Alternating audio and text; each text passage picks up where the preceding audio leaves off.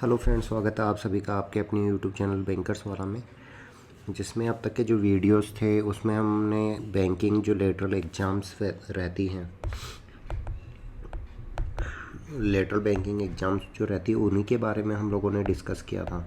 जिसके अंदर जो मेन जो था IBPS स्केल 2 और स्केल 3, इसके ऊपर हम लोगों ने फोकस किया था। लेटरल एग्ज़ाम के अंदर SBI की CBO भी आती है, सेंट्रल बैंक की जो क्रेडिट ऑफिसर वो भी आती है। इसके अलावा IDBI बैंक भी लेटरल रिक्रूटमेंट लेके आता है। इसके अलावा बहुत सारे बैंक LBO की वैकेंसी भी लेके आते हैं। तो ये कुछ लेटरल रिक्रूटमेंट होती हैं जो अलग अलग बैंक अपनी सहूलियत और ज़रूरत के हिसाब से यहाँ पे लेके आती है। लेकिन इन सब में कॉमन जो रहता है सिलेबस में, वो सिलेबस में कॉमन क्या रहता है? Banking awareness. बैंकिंग अवेयरनेस को और हम क्या कहते हैं? हम यहाँ पे फाइनेंशियल अवेयरनेस भी कह देते हैं।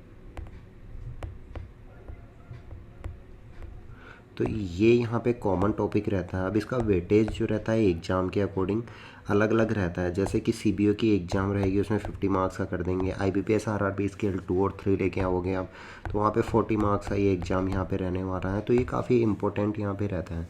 अब इसके अंदर यहाँ पे जो देखने लायक चीज़ रहती है वो क्या है कि इसके अंदर लगभग 50-60% जो रहता है वो परसेंट करंट का रहता है। अब करंट में कौन सा आता है? जो 6 मंथ का यहाँ पे होता है, वो 6 मंथ का फाइनेंशियल अवेयरनेस, करंट अफेयर्स के जो इकोनॉमिक्स, अब इसमें वर्ल्ड इकोनॉमिक, इंडियन इकोनॉमी, जो भी फाइनेंशियल करंट के जो मुद्दे रहेंगे, जो इकोनॉमी से संबंधित, बैंकिंग से संबंधित रहेंगे, वो यहाँ पे लिए जाते हैं। इसके अलावा जो पार्ट रहता है, इसके अलावा स्टैटिक जो पार्ट रहेगा वो यहाँ पे रहता है। अब स्टैटिक पार्ट कौन सा? जो जैसे RBI वगैरह हो गया, ये सब जो टॉपिक होते हैं जो कि एज इट इज़ रहने वाले हैं, कोई चेंजेज उसके अंदर नहीं होने वाला है, वो पार्ट यहाँ पे सेम रहने वाले हैं। तो वो स्टैटिक का पार्ट आता है। तो वो स्टैटिक के जो पार्ट रहेंगे रेगुलर, जो आपका ये चैनल है, आपका अपना चैनल बैंकर्स वाला, इसके ऊपर रेगुलर वीडियो जो यहाँ पे मैं लेके आऊँगा, और स्टैटिक पार्ट जो है वो हम लोग पहले यहाँ पे ख़त्म कर लेंगे। और उसके बाद जब एग्ज़ाम का टाइम आएगा, लास्ट के जो 3 मंथ्स रहेंगे, उन 3 मंथ्स के लगभग 4 to 5 मंथ जो इम्पोर्टेंट फाइनेंशियल अवेयरनेस रहेगी वो हम यहाँ पे देख लेंगे। इस बार का जो स्केल 2 का और स्केल 3 का पेपर रहा था, अब तक का जो पेपर था उसके अंदर डिस्क्रिप्टिव टाइप क्वेश्चन आते थे, लंबे चौड़े क्वेश्चन आते थे, फिर लंबे चौड़े उनकी व्याख्या आती थी, उनमें से एक को सेलेक्ट करना होता था। तो बड़ा कॉम्प्लिकेटेड और टफ पेपर बनता था। लेकिन इस बार का जो पेपर रहा था उसके अंदर डायरेक्ट यहाँ पे क्वेश्चन पूछे गए थे। तो जिन लोगों ने यहाँ पे डायरेक्ट तैयारी, थोड़ी बहुत भी तैयारी की थी, उन लोगों को काफ़ी अच्छे मार्क फाइनेंशियल अवेयरनेस में रहे थे। इससे पहले तो क्या था, मैथ को, रीजनिंग को, कंप्यूटर को, हिंदी को या इंग्लिश को, ये सब्जेक्ट होते थे जिसमें मैथ और रीजनिंग जो था वो भी एक तरीके से स्टैटिक पार्ट ही होता है। तो इसको स्कोरिंग सब्जेक्ट माना जाता था। बाकी जो था थोड़ा सा टफ वगैरह कर देते थे, तो स्कोर करना बड़ा मुश्किल हो जाता था, क्योंकि मैथ और रीजनिंग की क्या 100 मार्क्स के आते हैं यहाँ पे स्केल 2 और 3 में। तो इस बार का पोर्शन जो था स्केल 2 और 3 के अंदर, जो फाइनेंशियल अवेयरनेस का सेक्शन था, उसके अंदर काफ़ी बूस्ट यहाँ पे मिला। इसी वजह से देखो ना, कट ऑफ थोड़ी सी पिछली बार के कंपेरेटिव थोड़ी ज़्यादा थी। वैकेंसी इतनी हाई फाई होते हुए भी कट ऑफ जो कंपेरेटिव थोड़ी सी स्लाइटली ज़्यादा देखा गया था। तो इस बार हमें क्या करना है, तो फाइनेंशियल अवेयरनेस का जो था 4 to 5 मंथ का इस तरीके से करके जाना है कि एग्ज़ाम में किसी तरह की टेंशन हम लोगों को ना रहे। इसके अलावा जो मैथ और रीजनिंग था, मैंने एक वीडियो बना रखा है कि क्या स्ट्रेटजी आपकी रहेगी। अभी इन सब के बारे में नहीं, लेकिन जैसे आगे की वीडियो आएगी तो उसमें हम लोग देखेंगे। अल्टीमेटली गोल जो हमारा रहेगा वो गोल रहेगा सिलेक्शन का, ये हमारा गोल है। और जो स्केल 2-3 की डेट है 22 दिसंबर, IBPS जैसे कि अपना कैलेंडर पहले ही निकाल देता है, तो उसी को अपने को देख के चलना है। अभी से इसमें नहीं रहना है कि मेरे पास में अभी बहुत सारा टाइम पड़ा है, एंड टाइम में मैं देखूंगा, नोटिफिकेशन आएगा तब मैं देखूंगा। वैकेंसी जो इस बार वैकेंसी आई थी उससे कम ही आने वाली है, ये मान के चलिए, क्योंकि जितने भी बैंक थे मर्जर के बाद में जितनी उनको निकालनी थी उतनी वैकेंसी उन लोगों ने यहाँ पे निकाल दी हैं। तो इस बार वैकेंसी स्लाइटली थोड़ी सी डिक्रीज होने वाली है। क्लरिकल के ऊपर कोई फ़र्क नहीं पड़ेगा, यहाँ पे पीओ जो हर पीओ है उसके ऊपर भी कोई फ़र्क नहीं पड़ेगा, क्योंकि ये रेगुलर वैकेंसी है। इस जो पड़ेगा वो स्केल 2 और 3 जो लेटरल रिक्रूटमेंट में आने वाली इसमें। इसका रीज़न क्या था, जितने भी बैंक्स थे उन्होंने यहाँ पे प्रमोशन के थ्रू क्या था, वैकेंसी को फुलफ़िल कर लिया है। तो अभी इतनी वैकेंसी नहीं आने वाली है। फिर भी ये मान के चलिए अगर आपको सिलेक्शन लेना है तो थोड़ी सी तैयारी अगर आप करेंगे तो डेफिनेटली इसके अंदर सिलेक्शन हो जाएंगे। बस स्ट्रेटजी को इस तरीके से रखना है कि सभी सब्जेक्ट्स के ऊपर फोकस रहे और अभी से अपन तैयारी करते हुए चले, ताकि बाद में जाके बर्डन अपने को फील ना हो। एक पोस्ट हमें चाहिए, वो सिर्फ एक पोस्ट की ही अपने को तैयारी करनी है, लेकिन तैयारी ऐसी होनी चाहिए कि रिटर्न के अंदर आपका कट ऑफ अगर जा रही है 80 मार्क्स तो आपके नंबर जो आ रहे हैं 125 के प्लस आ रहे हैं। तो इंटरव्यू के का वेटेज रहेगा, लेकिन इतना ज़्यादा नहीं रहेगा कि नौकरी सिक्योर हो जाएगी। इस बार कैसा है कि कट ऑफ जो थी 85 के आसपास कट ऑफ गई थी स्केल 3 की, लेकिन और सभी के कम से कम 20 नंबर प्लस आने के बाद में भी उनका सिलेक्शन नहीं हुआ, क्योंकि इंटरव्यू के अंदर जो मार्क्स थे ना, इंटरव्यू के मार्क्स इन्होंने इस बार बहुत कम दिए थे, जिसकी वजह से बहुत सारे लोगों का क्या है नहीं हो पाया।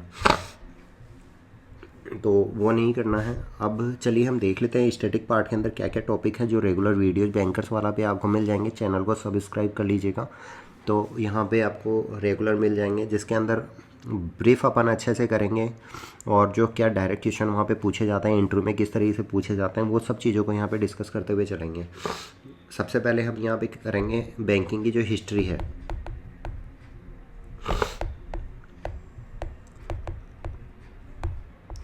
हिस्ट्री ऑफ बैंकिंग वो हम यहाँ पे देखेंगे। बैंकिंग की हिस्ट्री के बाद में यहाँ पे आरबीआई के साथ साथ ही हम यहाँ पे एसबीआई का भी पढ़ लेंगे। फिर आरबीआई क्या करती है, मॉनेटरी पॉलिसी।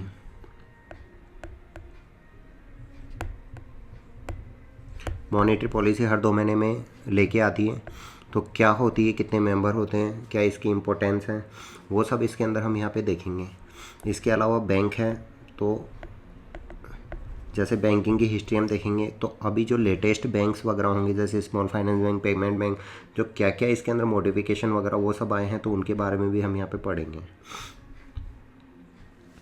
बैंक्स के बारे में पढ़ रहे हैं तो बैंक का मेन काम क्या है, पैसे लेना और देना। तो यहाँ पे अकाउंट खोले जाते हैं, डिफरेंट टाइप के अकाउंट्स यहाँ पे खोले जाते हैं। तो उन डिफरेंट टाइप्स के अकाउंट के बारे में हम यहाँ पे पढ़ेंगे। तो सेविंग हो गया, करंट हो गया, इन दोनों को मिला के क्या होता है, कासा होता है, कासा रेशो क्या होता है। इंटरव्यू में डायरेक्ट पूछा जाने वाला क्वेश्चन रहता है, कासा से आप क्या समझते हैं, कासा रेशो से क्या समझते हैं, तो उनके बारे में हम पढ़ेंगे। इसके अलावा अकाउंट को अगर यूज में नहीं लेते हैं आप, तो इनएक्टिव और डोरमेंट अकाउंट, इसके बारे में पढ़ेंगे। अपन एफडी के बारे में पढ़ेंगे, आरडी के बारे में पढ़ेंगे। इसके अलावा अपन जो ये बल्क डिपॉजिट होती है, ये बेसिक चीज़ें थी जो इस बार इंटरव्यू के अंदर पूछा गया था। बहुत सारे लोग थे जो इनका जवाब नहीं दे पाए थे, तो इनके बारे में हम पूछेंगे। अब ये अकाउंट्स वगैरह होते हैं, तो अकाउंट्स के अंदर एक फैसिलिटी होती है नॉमिनेशन। इसके अंदर नॉमिनेशन का सेक्शन क्या होता है, कितने नॉमिनी कर सकते हैं, पहले तक 1 होता था, अब 4 हो गया। पीपीएफ में अनलिमिटेड होते हैं। तो ये बहुत सारी चीज़ें होती हैं जो अपने को देखनी है। फिर अकाउंट के अंदर ही क्या रहता है, एनआरआई के लिए अकाउंट खोले जाते हैं, एनआरई, एनआरओ, ये अकाउंट अपने यहाँ पे खोले जाते हैं। इसके अलावा एफसीएनआर और एसएनआरआर। फिर ये रेट जो ये खोले जाते हैं, इनके साथ में कुछ चीज़ें आती हैं जैसे लिबोर, और इन्हीं अकाउंटों के अंदर ये एक वोस्ट्रो, नोस्ट्रो, साथ के साथ नोट्स बनाते हुए चलना। ये एक तरीके से इंडेक्स का काम करेगा, जो इन्हीं के अकॉर्डिंग हम यहाँ पे सब चीज़ें पढ़ने वाले हैं।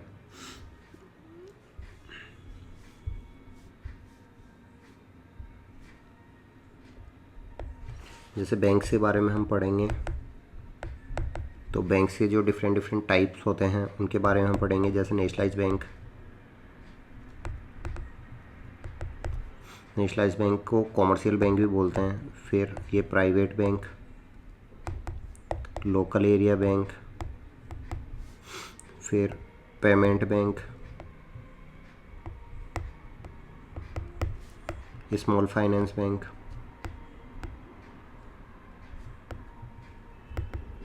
इन सब बैंक्स के बारे में और जो इनसे रिलेटेड करंट, किस बैंक में क्या क्या चेंज हुआ है, किस बैंक को कौन सी क्या लाइसेंस मिला है, किसका लाइसेंस कैंसिल हुआ है, आरबीआई हमेशा इनके ऊपर क्या बहुत सारी पेनल्टियाँ लगाती रहती है, किस सेक्शन के तहत ये पेनल्टियाँ लगती है, 2-4 अपन देखेंगे तो ऑटोमेटिक वो चीज़ें याद हो जाएगी, ये हम देखेंगे। इसके अलावा गवर्नमेंट का जो फोकस है, एफआई मतलब फाइनेंशियल इंक्लूजन, इसके ऊपर गवर्नमेंट का बहुत ज़्यादा फोकस रहता है, जिसके तहत इन छोटे छोटे बैंकों को क्या है गवर्नमेंट ने लाइसेंस दिया है। क्या रहता है फाइनेंशियल इंक्लूजन, अनटैप्ड एरिया के अंदर बैंकिंग सर्विस प्रोवाइड करवाने के लिए, जहाँ पे बैंकिंग सर्विसेज नहीं है वहाँ पे बैंकिंग सर्विस प्रोवाइड करवाना फाइनेंशियल इंक्लूजन है। इसके अलावा अगर मान ली बैंकिंग सर्विसेज से रिलेटेड कोई भी आपको कंप्लेंट करनी है तो कहाँ की जाती है, ओम्बुड्समैन। इंटरव्यू में बहुत सारे क्वेश्चन ओम्बुड्समैन के ऊपर पूछे गए थे। इंटीग्रेटेड ओम्बुड्समैन स्कीम लेटेस्ट के अंदर इसके अंदर कुछ चेंजेस भी किए हैं। मेंटल अगोनी को अमाउंट बढ़ा दिया गया है और जो बेसिक अमाउंट थी 20 लाख बढ़ा सके 20 लाख थी, जहाँ तक के मुकदमे इसके अंदर आते थे उसको भी बढ़ा दिया गया, तो इसके बारे में भी हम पढ़ेंगे। इसके अलावा इसके अंदर जैसे एनबीएफसी को शामिल किया गया है तो एनबीएफसी के बारे में अपन पढ़ने वाले हैं। फिर एआईएफआई, ऑल इंडिया फाइनेंशियल इंस्टीट्यूशन,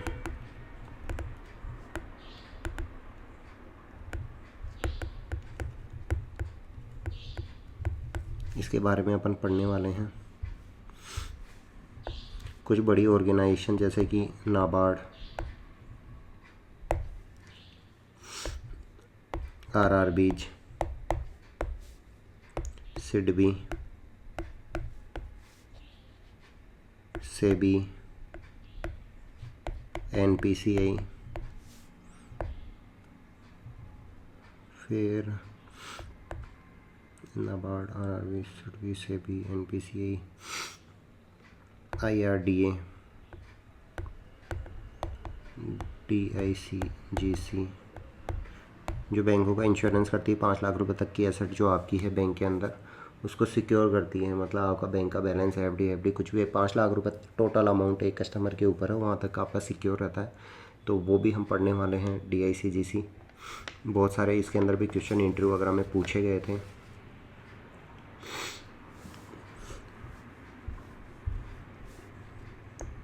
इसके अलावा हम पढ़ेंगे एनआई एक्ट। एनआई एक्ट मतलब negotiable instrument act.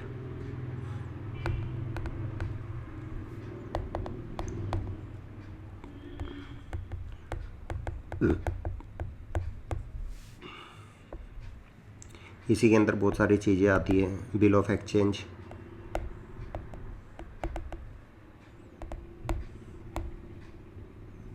Promissory note,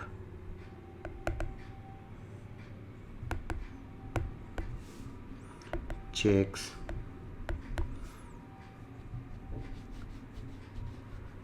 checks के अंदर बहुत सारी क्रॉसिंग टाइप्स ऑफ चेक, जैसे बियरर चेक क्या होता है, ऑर्डर चेक क्या होता है, स्टेल चेक क्या होता है। फिर इसके अंदर बहुत सारी क्रॉसिंग भी आ जाती है, तो उन क्रॉसिंग्स के बारे में पढ़ेंगे हम। चेक्स के अंदर भी क्या, सीटीएस चेक ट्रंकेशन सिस्टम 2010 के अंदर आया था, इसके बारे में हम पढ़ेंगे। फिर चेक और डीडी में क्या डिफरेंस होता है, बैंकर चेक में क्या होता है,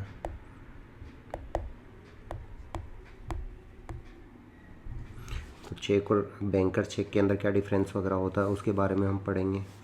इसके अलावा बैंकिंग की बात हो रही है तो PSL, priority sector lending,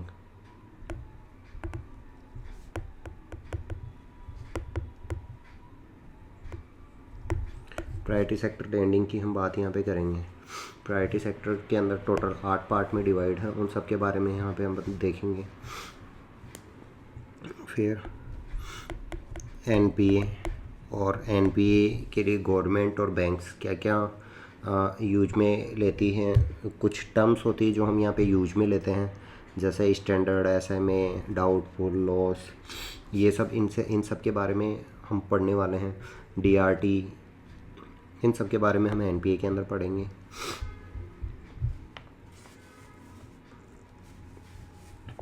NPA के अंदर एक टर्म होती है PCA, प्रॉम्प्ट करेक्टिव एक्शन, तो इसके बारे में अपन पढ़ेंगे। फिर बैंकिंग का अपन पढ़ रहे हैं, तो बैंकिंग में क्या है, टाइप्स रहते हैं।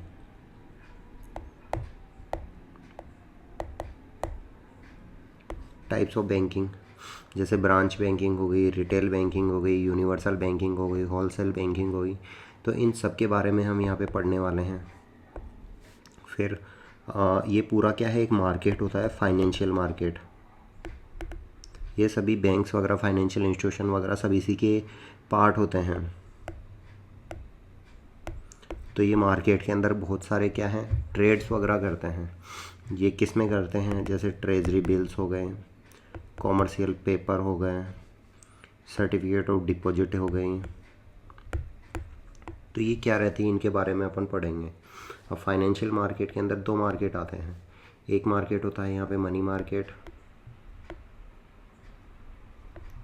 मनी मार्केट में जो डील्स की जाती है वो ट्रेजरी बिल्स की, कॉमर्शियल पेपर की, सर्टिफिकेट ऑफ डिपॉजिट्स, इनकी डील की जाती है। दूसरा मार्केट जो आता है वो कैपिटल मार्केट होता है, जिसके अंदर जो क्या रहता है, इक्विटी और डेब्ट, इनके बारे में हम यहाँ पे पढ़ेंगे। मार्केट से रिलेटेड चीज़ होती है FDI, रेगुलर न्यूज़ वगैरह में इनमें आप देखते होंगे। FPI जैसे मार्केट हिट होता है अपना, इनके बारे में अपन पढ़ेंगे। कुछ चीज़ें हैं जैसे नॉर्म्स जो आ जाते हैं, बेसल नॉर्म्स। जब बैंकों को क्या इंटरनेशनल स्टैंडर्ड फॉलो करने होते हैं, ताकि भविष्य के अंदर क्या है, मान लो व्यापार बढ़ता हुआ है, एक देश को दूसरे देश के साथ में बैंकिंग अगर करनी है, तो उसके स्टैंडर्ड्स क्या इंटरनेशनल लेवल पे एट पार हैं या नहीं है, उसके लिए कुछ नियम्स बनाए गए हैं। तो ये बेसल 3 चल रहा है, यहाँ पे बेसल 1 आ चुका, 2 आ चुका, 3 आ चुका। तो इन नियमों को हर बैंक को क्या है, कुछ मतलब जितना ज़्यादा मैक्सिमम इनको फॉलो करेंगे, वो इंटरनेशनल लेवल की बैंकिंग के अंदर उसने एट पार रहेंगे। तो उन नियमों के आधार पे क्या है, कुछ चीज़ें बनाई गई है ताकि बैंकिंग को मजबूती प्रदान की जा सके, ताकि छोटे मोटे रिस्क अगर उसके अंदर आ रहे हैं तो बैंकों के ऊपर क्या है, कोई इफ़ेक्ट ना करे। जैसे बड़े बैंक हैं, बड़े बैंक अपने यहाँ पे क्या रूल फॉलो कर रहे हैं, ताकि छोटी मोटी आर्थिक मंदी, इन्फ्लेशन वगैरह या कुछ भी ऐसा आ रहा हो तो उनके ऊपर कोई इफ़ेक्ट नहीं पड़ता। उसके लिए कुछ नियम्स बनाए गए हैं, उन नियमों को क्या है, बेसल नॉर्म्स कहते हैं यहाँ पे। तो बैंक इंडिया में भी बेसल नॉर्म फॉलो होते हैं, तो इनके बारे में हम यहाँ पे पढ़ेंगे। इसके अलावा लोन्स, तरह तरह के लोन यहाँ पे होते हैं। लोन्स क्या होते हैं, एडवांस, तो इनके बारे में भी हम यहाँ पे पढ़ेंगे। इनको देने के लिए कुछ रेट्स वगैरह जो है बैंक्स अपने आप डिसाइड नहीं करता है, कुछ स्टैंडर्ड होते हैं, उनके बारे में हम यहाँ पे पढ़ेंगे। जैसे BPLR हो गया, बेस रेट हो गया, MCLR हो गया, इनके बारे में हम यहाँ पे पढ़ेंगे। अब लोन्स भी कई टाइप्स के होते हैं, जैसे सिक्योर्ड लोन हो गया, अनसिक्योर्ड लोन हो गया,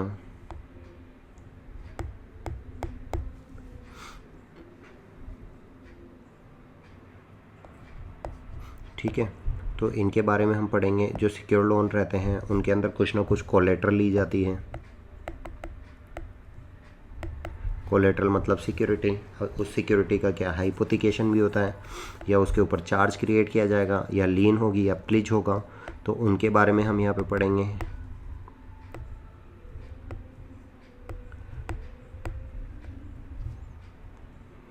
हाइपोथिकेशन, प्लिज, चार्ज, लीन, ये सब होती हैं, तो इनके बारे में हम यहाँ पे पढ़ेंगे। अगर मान लीजिए किसी कोलेट्रल के ऊपर क्या है 400 क्रिएट है, फिर अगर पैसा नहीं आ रहा है तो उसको बेचा जाएगा, तो सरफेसी एक्ट के तहत नीलामी की जाती है, जो सिक्योर्ड मॉर्गेज रहता है। सरफेसी एक्ट, इसके बारे में हम पढ़ेंगे। बहुत सारे यहाँ पे क्वेश्चन सरफेसी के अंदर पूछे गए थे, तो इसमें हम यहाँ पे पढ़ेंगे।